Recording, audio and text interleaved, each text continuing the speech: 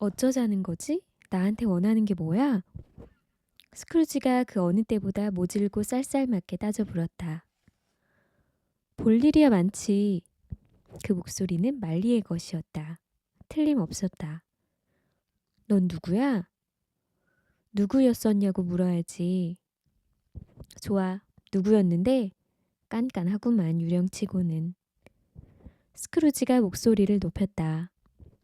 스크루지는 유령 주제라고 말하려다 좀 더 얌전한 말로 바꿔 말했다. 이승에서는 자네 동업자였지. 제이콥 말리라고. 저기 말야, 좀 앉을 수 있겠나? 스크루지가 못 믿어온 눈빛으로 유령을 바라보며 말했다. 물론이지. 그렇다면 여기 앉아보게나. 스크루지가 앉을 수 있냐고 물었던 이유는 그토록 투명한 형태의 유령이 의자에 앉을 수 있을지 정말 모르기 때문이기도 했지만 만약 의자에 앉지 못한다고 하면 유령이 당혹스러운 상황을 어떻게 설명할까 지켜보고 싶은 마음도 있었기 때문이었다. 하지만 유령은 벽난로 맞은편 의자에 마치 전부터 곧잘 그렇게 앉았던 양 익숙한 모습으로 자리를 잡고 앉았다.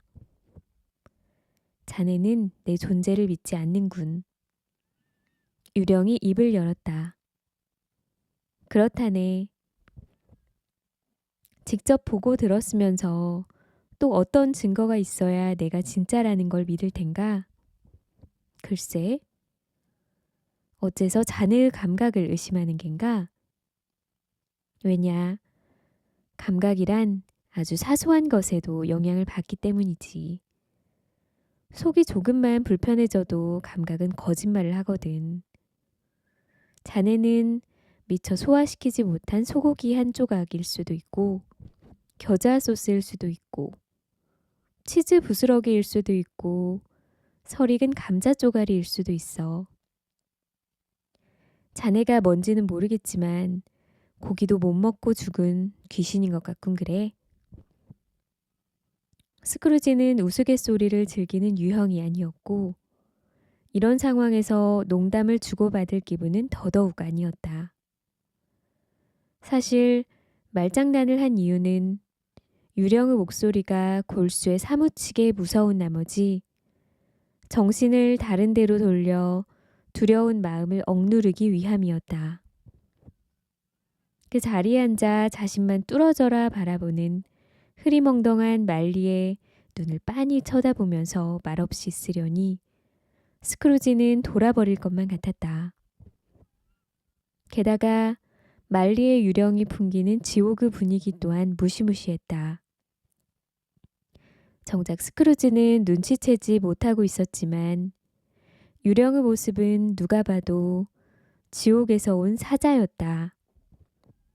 왜냐하면 유령은 미동도 없이 가만히 앉아 있는데 머리카락이나 옷자락, 신발에 달린 술 장식은 마치 화덕에서 나오는 뜨거운 증기라도 쐈는 듯 나풀나풀 흩날리고 있었기 때문이다. 자네 이 이쑤시개가 보이나? 방금 전에 언급했던 이유들 때문에 스크루지는 마치 할당된 임무를 수행하듯 다시 유령에게 질문 공세를 퍼부었다. 잠깐만이라도 유령의 기분 나쁜 시선을 자신에게서 다른 데로 돌릴 수 있기를 바라는 마음에서였다. 보이네. 유령이 대답했다. 자네는 지금 이쑤시개 쪽을 보고 있지도 않는데? 그래도 보이네. 어느 쪽을 보건. 그렇군. 그런데 내가 자네 말을 믿었다가는 남은 평생 내가 만들어낸 헛개비떼한테 시달리겠지? 이건 믿을 수 없다네. 모두 속임수야. 스크루지의 말에 유령이 끔찍한 비명을 지르며 쇠사슬을 흔들어댔고 곧이어 처량하고 소름 끼치는 소리가 났다. 스크루지는 정신을 놓지 않으려 의자를 꼭 붙들고 있었다.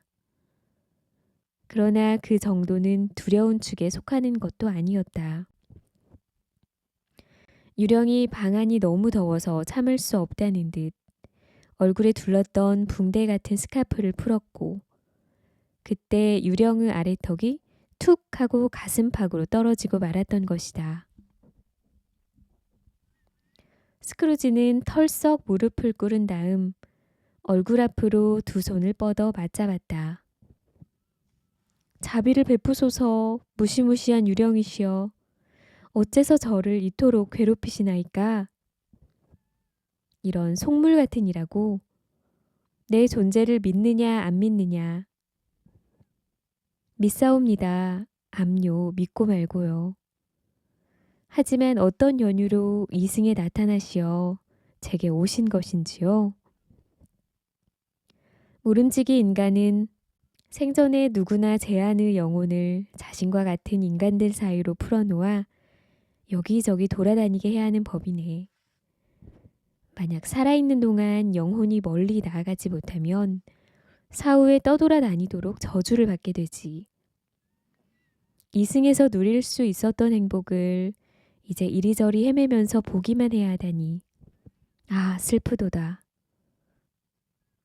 다시 한번 유령은 비명을 지르며 쇠사슬을 흔들더니 그림자 같은 손을 꼭 쥔 채 부들부들 떨었다. 그런데 쇠사슬은 왜 차고 있는 건가요? 벌벌 떨고 있던 스크루지가 물었다. 내가 살면서 만들었던 쇠사슬을 차고 있는 거지. 한 고리 한 고리 쌓이다 보니 나날이 길어졌더군. 내가 자진해서 맨 거라네. 순전히 내 뜻에 따라 두른 거지. 이상해 보이는가? 스크루지의 몸은 점점 더 떨리기만 했다. 유령이 말을 이어나갔다. 자네가 자네 몸에 두르게 될 튼튼한 쇠사슬이 얼마나 무겁고 길지 알고 싶지 않은가? 자네의 것 역시 7년 전 크리스마스 때부터 이렇게 무겁고 길었다네. 자네는 그 이후에도 쇠사슬을 열심히 만들었으니 정말 어마어마하게 무거워졌겠군. 스크루지는 자신이 무릎 꿇고 있던 바닥 주변을 돌아보았다. 길이가 100m는 좋게 넘을 쇠사슬이 자신의 몸에 칭칭 감겨 있을 줄 알았건만 아무것도 보이지 않았다. 제이콥 빨리 더 자세히 좀 알려주게. 위로가 될 만한 얘기를 좀 들려주게나. 스크루지가 애원했다. 유령이 그의 말에 대답했다. 위로가 될 만한 얘기는 없네. 위로는 다른 데서 알아보게나. 에브니저 스크루지. 위로는 나 말고 다른 사자가 자네와는 다른 부류에게 전하는 걸세. 내가 자네한테 하고 싶은 말이 있지만 그 말도 해줄 수가 없어. 내게 허락된 건 별로 없지. 나는 그 어디에서든 쉬어서도 안 되고 머물러서도 안 되고 꾸물거려서도 안 된다네. 내 영혼은 우리 회계 사무실 너머로 나아간 적이 한 번도 없었지. 날 보라고. 생전에 내 영혼이 좁아터진 우리의 금전 거래소를 벗어난 적이 한 번도 없었기 때문에 이제 내 앞에 끝없는 방랑만이 기다리고 있는 거라네. 스크루지에게는 생각에 잠길 때마다 손을 바지 주머니에 넣는 버릇이 있었다. 방금 유령이 해준 얘기를 듣고 스크루지는 곰곰이 생각을 하면서 위를 올려다보거나 꿇은 무릎을 펴지도 않은 채 자기도 모르게 손을 주머니에 넣었다. 거기까지 알아내는데 참 오래도 걸렸군 그래 제이콥. 스크루지가 딱딱하지만 겸손하고 공손한 투로 말했다. 오래도 걸렸지. 유령이 그의 말을 되뇌었다. 꼬박 7년이 걸렸지 않나. 그 세월 내내 떠돌아다녔다니. 스크루지가 혼잣말을 했다. 그동안 나에겐 휴식도 평화도 없었다네. 자책감에 끊임없이 괴로웠지. 다닐 때는 빠르게 다녔겠지? 바람을 타고 다녔지. 7년 동안 지나온 지역이 꽤 되겠어. 이 말을 듣자마자 유령은 또다시 비명을 지르기 시작하더니 쥐죽은 듯 고요한 밤에 쇠사슬을 철커덕거렸다. 그 소리가 어찌나 시끄럽고 끔찍하던지 온 동네가 들고 일어나 소란을 일으킨 죄로 유령을 기소한다고 해도 할 말이 없을 지경이었다. 아, 꼼짝없이 갇히고 묶여 쇠사슬에 겹겹이 매인 내 신세여. 꿈에도 몰랐지. 저주를 받아 끝도 알 수 없는 세월 동안 죽도록 노력해야 한다는 것을. 죽지도 못한 채 떠돌면서 이승의 시간으로는 영겁과도 같은 세월 동안 살아생전 베풀 수 있었던 선행을 모조리 베풀어야 한다는 것을 말이야. 선의를 품고 무엇이 되었건 제 본분을 다하려 열심히 노력하는 기독교인이라면 누구든 그 어마어마한 사명을 다하기에는 이승에서 삶이 너무나 짧다는 것을 말이야. 아무리 후회한들 한 번 망쳐버린 삶의 기회를 돌이킬 수 없다는 걸 몰랐어. 그렇게 산 건 바로 나였어. 아, 그게 나였다니.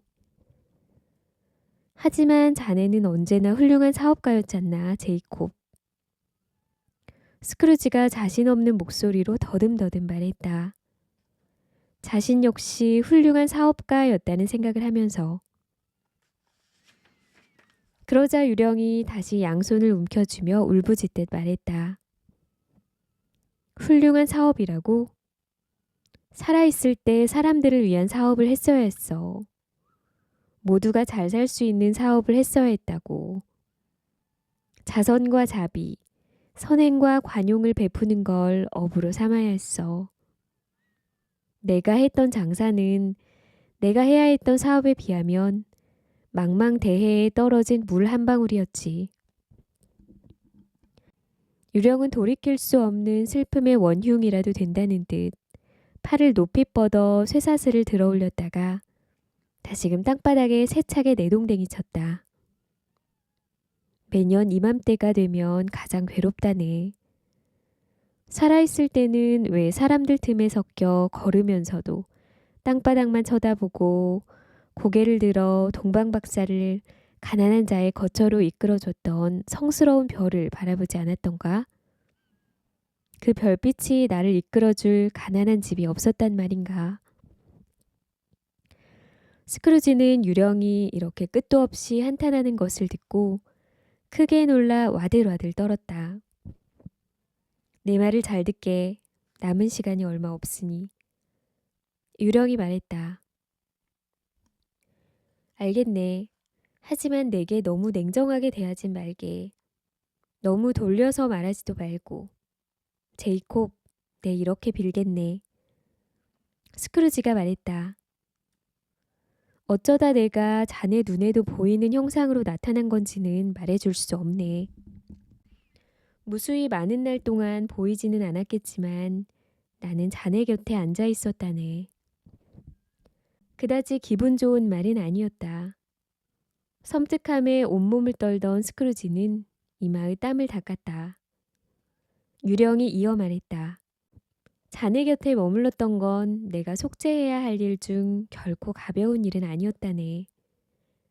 오늘 밤 내가 여기에 온 건 자네에게 지금 내가 처한 운명을 비껴갈 기회와 희망이 아직 있다는 사실을 알려주기 위해서야. 내가 자네에게 줄 수 있는 기회와 희망 말일세, 에븐이죠. 자넨 내게 늘 좋은 친구였지. 고맙네. 스크루지가 유령의 말에 대답했다. 자네에게 새 유령이 찾아올 걸세. 유령이 이 말을 마치자 스크루지의 안색이 눈에 띄게 어두워졌다. 그게 자네가 말한 기회와 희망인가, 제이콥? 스크루지가 떨리는 목소리로 물었다. 그렇다네. 그렇다면 차라리 그 기회를 사양하겠네. 그들을 만나지 않으면 자네는 내 전처를 피할 수 없다네. 내일 밤 종이 한 번 울리고 나서 첫 번째 유령이 오는 줄 알고 있게. 한꺼번에 다 만나고 끝내면 안 되는 건가, 제이콥? 스크루지가 조심스레 물었다. 다음 날 똑같은 시간에 두 번째 유령이 나타날 걸세. 세 번째 유령은 12시를 알리는 종소리가 울린 뒤 떨림이 멈추고 나면 나타날 거야. 더 이상 날 볼 일은 없을 걸세. 명심하게 자네를 위해서라도 지금 우리 사이에 일어난 일을 잊어선 안 된다는 걸. 말을 마치자 유령은 탁자 위에 있던 스카프를 다시 가져다가 얼굴 주변을 휘감았다. 스크루지는 유령의 이가 딱 맞부딪는 소리를 듣고 유령의 양턱이 다시 맞물려졌다는 걸 알아차렸다.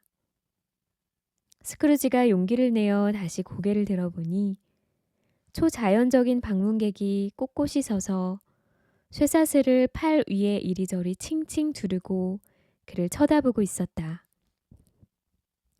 유령은 뒷걸음으로 스크루지에게서 물러났다. 한 걸음 한 걸음 내디딜 때마다 창문이 조금씩 저절로 올라가더니 유령이 창가에 다다르자 활짝 열렸다. 유령이 가까이 오라고 손짓을 하자 스크루지는 그 말에 따랐다. 두 사람이 두 발짝 떨어진 거리에 마주섰을 때 말리의 유령이 한 손을 쳐들더니 스크루지에게 더 이상 가까이 다가오지 말라고 신호했다. 스크루지는 멈춰섰다. 유령이 시켜서라기보다 스크루지 스스로가 이 상황에 깜짝 놀란 데다 두려운 마음도 들었기 때문이었다. 유령이 손을 든 순간 허공에서 혼란스러운 소리가 들려왔다. 한탄과 회한, 구슬프게 스스로를 자책하는 듯 흐느끼는 소리가 한데 뒤섞여 있었다. 유령은 한동안 귀를 기울여 듣더니 비통한 장송곡을 따라 부르며 붕 떠올라 음산하고 암울한 밤하늘로 날아갔다. 스크루지는 너무나 궁금한 나머지 창가에 서서 밖을 내다보았다. 허공은 안절부절 못하고 이리저리 우왕좌왕하면서 슬피 울고 있는 유령들로 붐볐다. 유령들은 모두 하나같이 말리의 유령처럼 쇠사슬을 두르고 있었다. 서로 쇠사슬이 연결되어 있는 유령도 몇몇 있었는데 그들은 죄를 지은 정부 관리들 같았다. 몸이 자유로운 유령은 하나도 없었다. 허공에 떠도는 유령 중 생전에 스크루지와 친분이 있던 이들도 많이 보였다. 그 중에서 흰색 조끼를 입고 있는 늙은 유령이 특히 낯익었다. 그 유령은 발목에 무시무시하게 큰 강철 금고를 단 채 자기 발 아래 문간 계단에서 젖먹이를 데리고 있는 가련한 여인을 돕지 못해 애처롭게 울고 있었다. 이 유령들이 괴로워하는 이유는 인간사에 끼어들어 도움을 주고 싶은데 그럴 능력을 영영 잃어버린 데 있는 게 분명했다. 스크루지는 이 홀령들이 희미해져 안개가 되었는지 안개가 이들을 집어삼킨 건지 알 수 없었다. 하지만 유령과 그들이 울부짖던 소리는 함께 사라졌고 다시 밤은 집에 돌아왔을 때처럼 고요해졌다. 스크루지는 창문을 닫고 유령이 들어왔던 문 쪽을 자세히 살펴보았다. 자기 손으로 직접 잠갔을 때처럼 이중으로 자물쇠가 채워져 있었고 빗장에 누군가 손을 댄 흔적도 없었다. 그는 헛것을 본 거야 라고 혼잣말을 하려다 첫 음절에서 말을 멈췄다. 방금 겪은 감정들 때문인지 하루 종일 피곤했기 때문인지 영혼들의 세계를 접했기 때문인지 유령과 나는 우울한 대화 때문인지 너무 늦게까지 깨어 있어서인지 스크루지는 쉬고 싶은 마음이 간절해졌다. 그는 곧장 침대로 갔고 눕자마자 골아떨어졌다. 2부 새 유령 중 첫 번째 유령. 스크루지가 잠에서 깨어 이불 밖으로 고개를 내밀었을 때는 방 안이 너무 어두워서 투명한 유리창과 불투명한 벽도 분간이 되지 않았다. 실눈을 뜨고 어둠 속을 뚫어지게 쳐다보고 있었는데 그때 근처 교회의 종이 네 번째 15분을 알렸다. 스크루지는 종소리에 귀를 기울였다. 그런데 그때 깜짝 놀랄 만한 일이 벌어졌다. 묵직한 종이 6번, 7번, 8번 규칙적으로 계속 울리더니 급기야 12번을 치고는 뚝 그쳤다. 12시라니.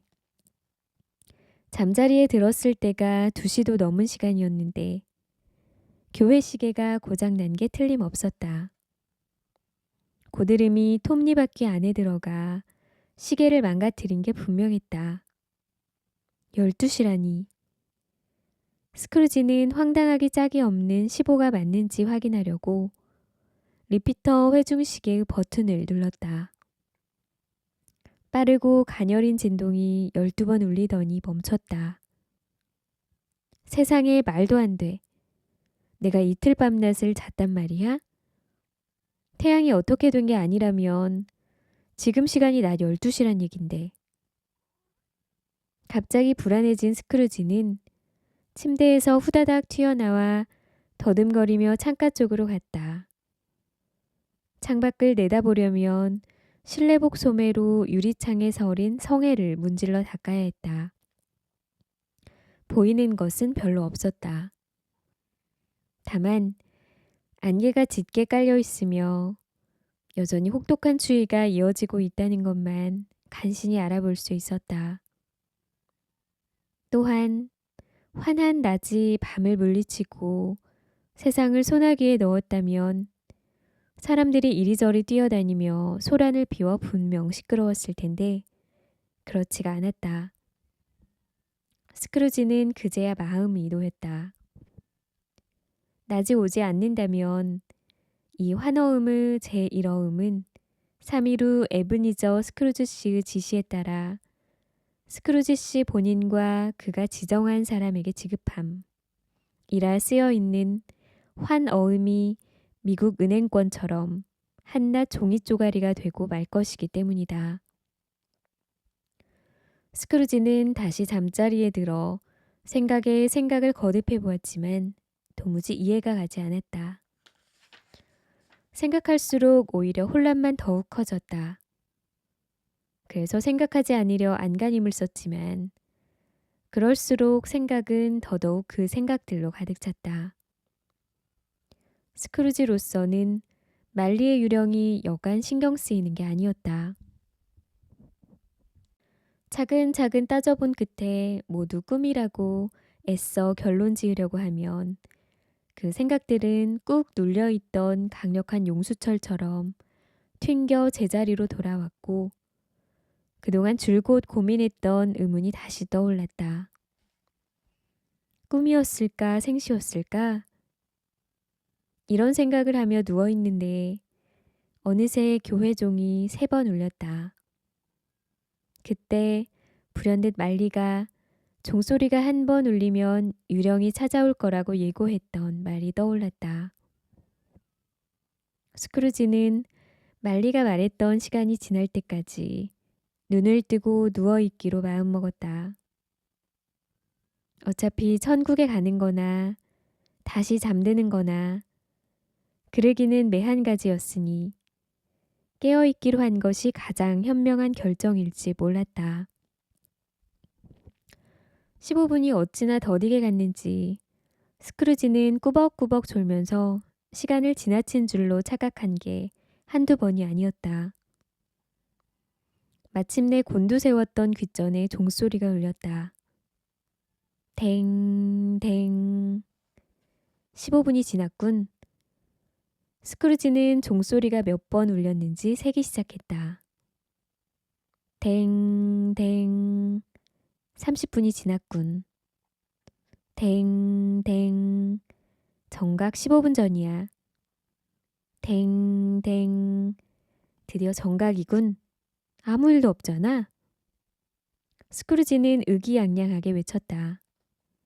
하지만 스크루지가 말을 마치자마자 시계 종소리가 한 번 더 울리기 시작했는데 그 종소리는 깊고 둔탁하면서 공허하고 처량했다.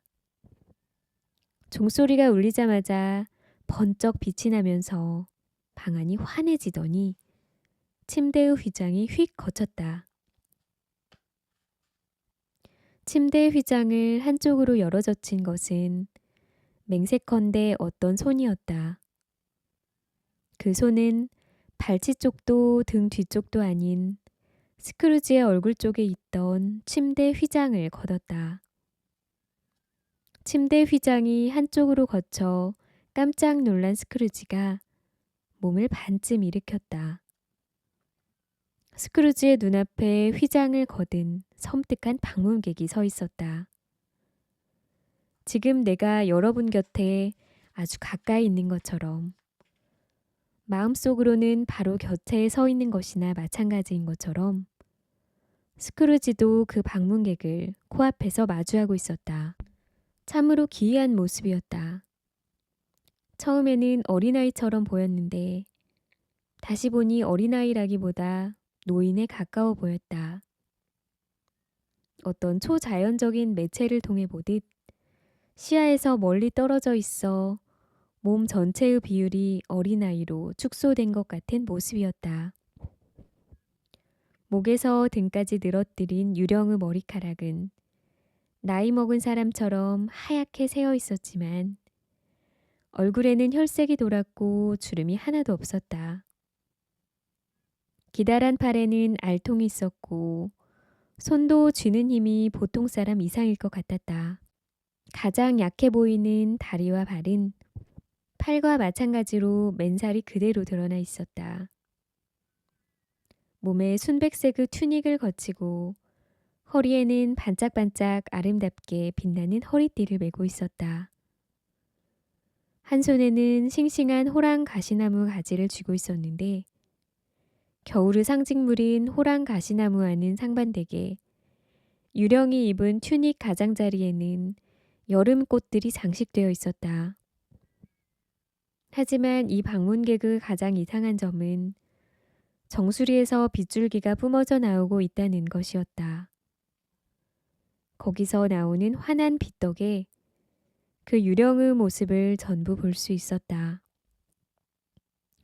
겨드랑이 밑에 끼고 있는 고깔모자는 자신에게 뿜어나오는 빗줄기를 마치 소등 도구처럼 덮어 가려버리는 용도임이 분명해 보였다. 스크루지는 차차 평정을 되찾았고 그의 눈에는 유령의 모습 중 이상해 보이는 것이 점점 늘어났다.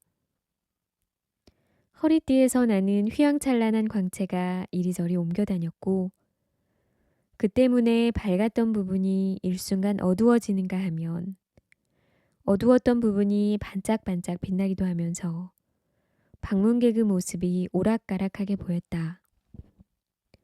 외팔이인가 싶으면 외다리가 되어 있고 다리가 20개가 되었다가 다시 2개가 되는가 싶더니 이번에는 머리가 없어지기도 하고 머리가 다시 생기기도 했으며 어느 순간 몸통이 보이지 않게 되었다.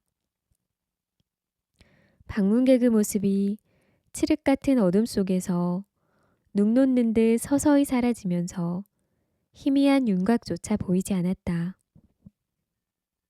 어떻게 저럴 수 있나 궁금해하고 있노라면 어느새 그 형상은 온전한 모습으로 쌩쌩이 돌아와 있었다. 당신이 오늘 밤에 나타나기로 했던 유령이십니까? 스크루지가 물었다. 그렇다. 목소리는 나긋나긋하고 온화했지만 너무 작아서 바로 옆에 있는데도 멀게 느껴졌다. 당신은 누구며 어떤 분인가요? 스크루지가 물었다. 나는 과거의 크리스마스 유령이다. 아주 먼 과거를 말하는 건가요? 스크루지가 난쟁이같이 작은 유령을 살펴보며 다시 물었다. 아니다. 내 과거를 말하는 거다. 문득 스크루지는 이 유령이 고깔 모자를 쓴 모습이 너무 보고 싶어서 한 번만 써봐 달라고 애원을 했다. 아마 스크루지 자신도 그렇게 생각한 이유는 말해줄 수 없었을 것이다. 왜냐고 묻는 사람도 없었을 테지만 말이다. 유령이 호통을 치며 스크루지를 꾸짖기 시작했다. 에헴, 내가 내뿜는 빛을 속세의 때가 묻은 손으로 순식간에 끄고 싶은 게냐? 욕심에 눈이 멀어 너와 다른 이들이 이 모자를 만들게 한 것도 모자라. 그 긴 세월 이 모자를 억지로 푹 눌러쓰게 한 것만으로도 충분하지 않느냐. 스크루지는 심기를 건드릴 뜻은 전혀 없었고 살면서 어느 때고 유령에게 억지로 모자를 씌운 기억은 없다며 공손히 부인했다. 그러고는 신뢰를 무릅쓰고 무슨 일 때문에 찾아왔느냐고 물었다. 내 행복 때문이다. 스크루지는 황송하다며 감사 인사를 했지만 단잠을 방해하지 않았더라면 더 행복했을 거란 생각이 드는 건 어쩔 수 없었다. 유령은 스크루지의 속마음을 알아차렸는지 곧바로 자신의 말을 바꾸었다. 그렇다면 너를 교화하기 위해서라고 해두겠다. 조심하거라. 유령은 말을 하면서 힘센 한쪽 손을 내밀어 스크루지의 팔을 지그시 잡았다. 일어나, 나를 따라오라. 스크루지가 날씨도 좋지 않고 시간도 늦어 걷기에는 적절치 않으며 침대는 따뜻하지만 바깥의 기온은 뚝 떨어진 지 오래인데다 자신은 실내복에 취침용 모자에 실내화 맞게 신지 않아 감기에 걸리기 십상이라고 유령에게 사정해봐야 소용없었을 것이다. 팔에 닿은 유령의 소나기 힘은 여자의 손길처럼 부드러웠지만 뿌리칠 수는 없었다.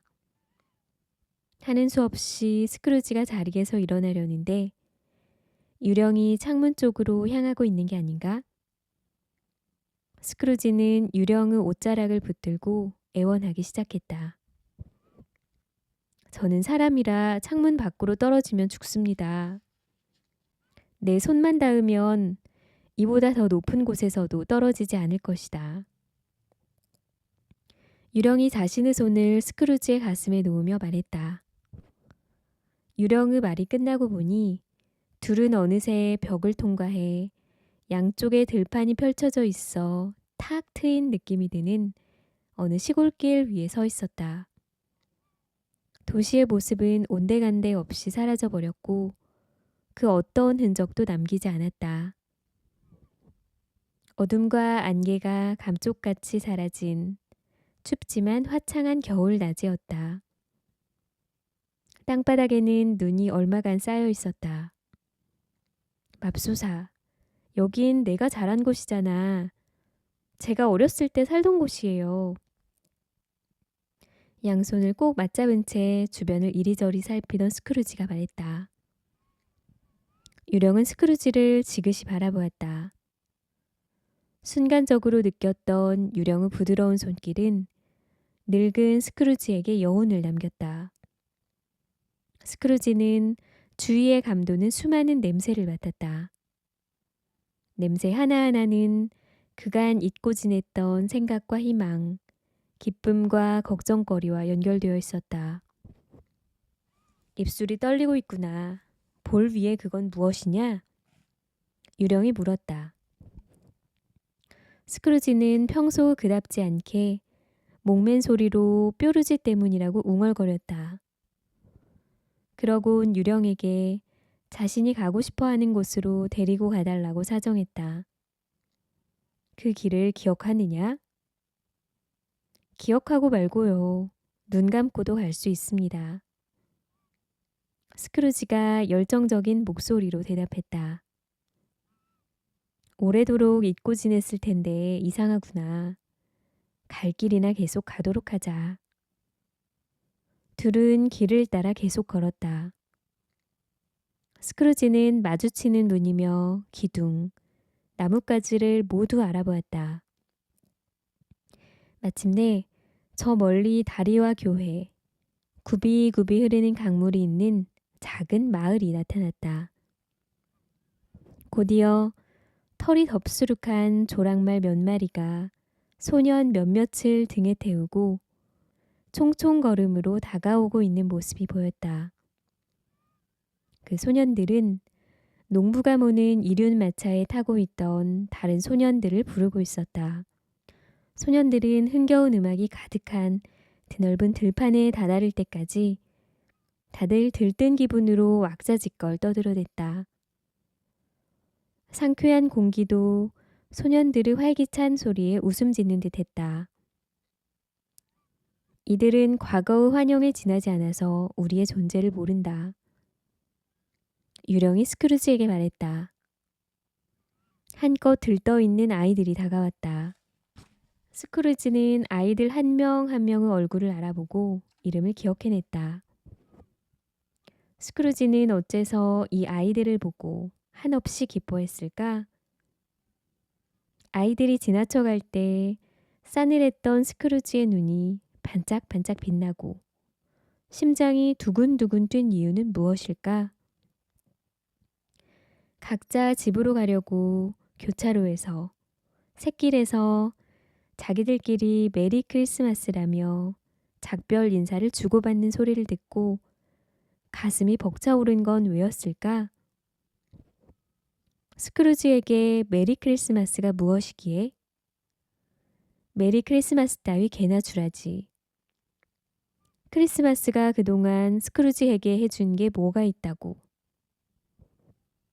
학교가 완전히 텅 비지는 않았구나. 친구들에게 따돌림받아 외로운 아이가 저기 홀로 남아있어. 유령이 스크루지에게 말했다. 스크루지는 자신이 아는 아이라고 대답하고 흐느껴 울었다. 유령과 스크루지는 대로에서 나와 기억에 선명하게 남아있는 작은 길 옆을 지나 검붉은 벽돌로 지은 저택 근처에 다다랐다. 꼭대기에 풍향계를 세운 둥근 지붕 안에는 종이 매달려 있었다. 집은 으리으리했지만 모습과는 다르게 몰락한 것처럼 느껴졌다. 널찍한 창고는 사용한 흔적이 거의 없고 축축한 벽에는 이끼가 잔뜩 끼어 있었으며 창유리는 깨져 있었고 문짝도 썩어 있었다. 닭들은 마구간에서 꼬꼬대거리며 활개를 치고 있었고 마차 보관소와 헛간은 온통 잡초가 무성했다. 집의 내부 또한 외부만큼이나 전성기를 가늠할 수 없을 정도로 횡했다. 어두침침한 현관에 들어서 열린 방문 안을 쭉 훑어보니 가구도 별로 없는 데다 춥고 횡댕그렁했다. 실내의 공기에서는 흙냄새가 났고 텅 비어있어 썰렁한 집안은 왠지 이른 새벽 촛불빛에 억지로 잠에서 깨어앉았지만 먹을 만한 것은 별로 없을 것 같은 느낌을 받게 했다. 유령과 스크루지는 현관을 가로질러 집 뒤편에 난 문으로 갔다. 문이 스르륵 열리자 어둡고 휑한 기다란 방이 나왔다.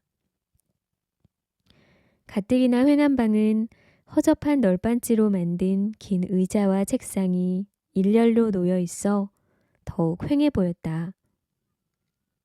그곳에는 희미한 온기를 뿜는 불가에 앉아 홀로 책을 읽고 있는 소년이 있었다.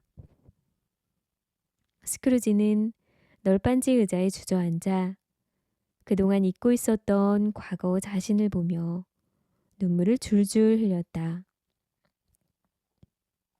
집 안에는 보이지 않는 메아리 소리, 판자 뒤에 숨은 쥐가 찍찍거리는 소리, 황량한 뒷마당의 홈통에 얼어붙어 있던 물기둥이 반쯤 녹아떨어지며 나는 물방울 소리, 축 처진 포플러 나무에 앙상한 가지 사이에서 나는 소리, 텅 빈 창고의 문이 삐걱거리는 소리, 난로에서 불꽃이 탁탁 튀는 소리가 들려왔다. 소리 하나하나를 들으며 한없이 마음이 약해진 스크루지는 봇물 터지듯 눈물을 쏟았다. 유령은 스크루지의 팔에 손을 얹고 책 읽기에 푹 빠져있는 어린 시절의 스크루지를 가리켰다. 그런데 갑자기 이국적인 옷을 입은 남자가 창밖에 나타났다. 놀라울 정도로 생생하고 눈에 띄는 모습이었다. 그 남자는 허리띠에 도끼를 차고 나무를 잔뜩 실은 나귀의 고삐를 쥐고 있었다. 그러자 스크루지가 기쁨에 가득 차 소리쳤다. 맙소사, 저건 알리바바예요. 착하고 정직한 알리바바. 그래요, 기억이 나요. 언젠가 크리스마스 때 저기 보이는 저 외톨이 소년이 혼자 이 방에 남겨졌을 때 그때 딱 저 모습으로 처음 나타났었어요. 불쌍한 꼬마. 발렌타인하고 야생에서 자란 동생 올슨도 저기 있네요. 그리고 저 사람 이름이 뭐였더라? 담의 생문. 담의 생문 앞에 초곶바람으로 쓰러져 잠든 사람 말이에요. 모르시겠어요? 또 램프의 요정 지니가 거꾸로 들고 섰던 술탄의 마부도 있네요. 물구나무 선골로 저기 있잖아요. 꼴 좋군. 그거 참 고소하다. 공주랑 결혼을 하려 하다니 가당키나 한가요? 스크루지가 열과 성을 다해 웃는 것도 아니고 우는 것도 아닌 이상한 목소리로 이런 이야기를 늘어놓는 것을 들었다면, 또한 한껏 들떠 달뜬 그의 얼굴을 보았다면 시내에서 알고 지내던 사업상 친구들은 다들 깜짝 놀랐을 것이다. 저기 앵무새도 있군요. 녹색 몸통에 노란색 꼬리. 꼭 정수리에서 상추가 난 것 같은 얼굴까지. 그 앵무새가 맞아요. 가엾은 로빈슨 크루소. 배를 타고 섬을 한 바퀴 돌고 나서 다시 집에 왔을 때 앵무새가 그렇게 말했지요. 가엾은 로빈슨 크루소. 어디 갔었니, 로빈슨 크루소? 크루소는 자기가 꿈을 꾸는 걸 거라고 생각했지만 아니었어요. 그 말을 한 건 앵무새였지요. 저기 프라이데이가 죽어라 작은 만으로 도망치고 있어요. 이봐, 어이 여기야. 평소와 다른 성격으로 변한 스크루지가 과거의 자신을 불쌍한 꼬마라고 불쌍히 여기며 울부짖기 시작했다. 아, 정말 안타깝다. 하지만 이젠 너무 늦어버렸어. 스크루지는 옷소매로 눈물을 훔치고 나서 손을 주머니에 넣은 채 주위를 두리번거리며 중얼거렸다. 뭐가 늦었다는 거지?